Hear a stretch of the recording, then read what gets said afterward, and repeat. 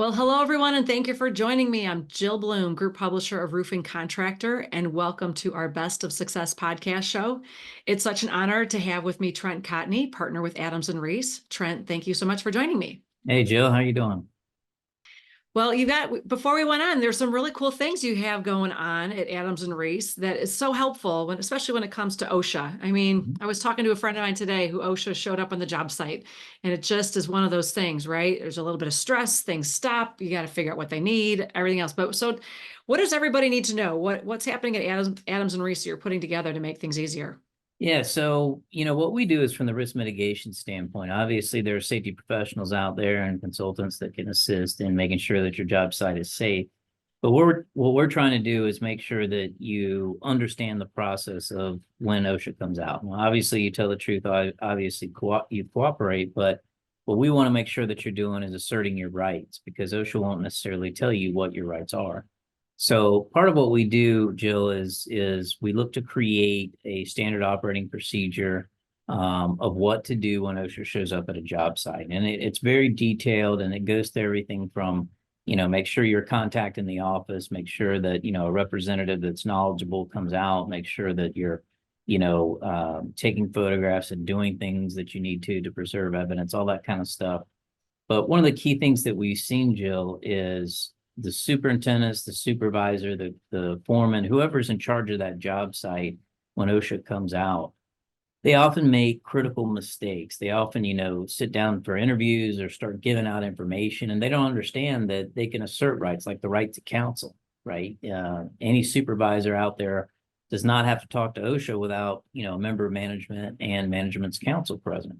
And the reason that's important is because any supervisor that's out there, whatever they say can be imputed to ownership, even if they're not on the site. And that can form the basis of a willful violation, which is something you don't want. It means Right. that you basically got, almost a malicious type element, disregard for safety. You don't want that, right? Right. And what we want to do is we want to make sure that, these supervisors know their rights. So what we try to do is condense as much information as we can on like a wallet card or a business card style thing that they can have on them so that if OSHA comes out, they can look at it, quick refresher, and then know what to say in the event that they're asked. And again, it's always from the context of cooperating and, being civil, being respectful, Sure. but you Absolutely. got to assert your rights, right? Oh, yeah, 100%. It's always great to know what your rights are. And especially in a very, like you said, a very non-confrontational, friendly, supportive, cooperative way. Mhm. Yeah, absolutely. And what we found is that if you're doing that, you're going to get better control and understanding of what's going on. You're going to be able to, not have fear or anxiety kind of interfere with the process. Because a lot of times we'll see, whether it's crew members or supervisory personnel, we'll see them scared and they won't remember their training, right? They won't remember the toolbox talks as they had on certain issues. And what we want to do is make sure that they have a chance to breathe. It gives them an opportunity to really understand, how the process works and take some of that fear and anxiety away. Sure. Well, I've always been taught over the years is that knowledge breeds confidence. So when they have the knowledge and they're armed with something that give them that confidence, they won't be so stressed out when they see OSHA walk up. Yeah, and a lot of our listeners have fantastic safety programs, right? Mhm. And they do a great job. They spend a lot of money on creating a culture of safety.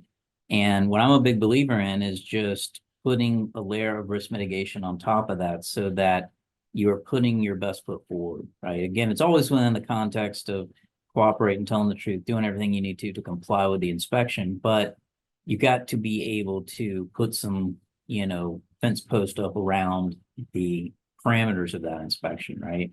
You got Yeah. to be able to push back when the authority may exceed the scope of whatever they're out there for. A great example, Jill, is one of the first things I say is when OSHA comes to a job site, they've got to show you their credentials, right? They got to show you why they're there, and then they have to tell you why they are there.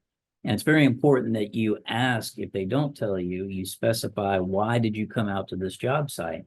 Because whatever they say during that answer, puts them in a box. That is the scope of their inspection. So if they say, look, I'm out here because I saw 4 guys on a roof without fall protection, That does not mean that they can start going through your trailers and through your trucks and look in the interior of the building. That has nothing to do with four guys on a roof without fall protection. Now, if stuff's in plain sight, clearly it's something they can look at, but other than that, they are confined to that reason why they're out there. There's exceptions, like if there's a fatality, but generally speaking, that's the case. So what do you say if all of a sudden he says, wait, what's in the truck? And he wants to inspect your truck. How do you say no? Right. Politely.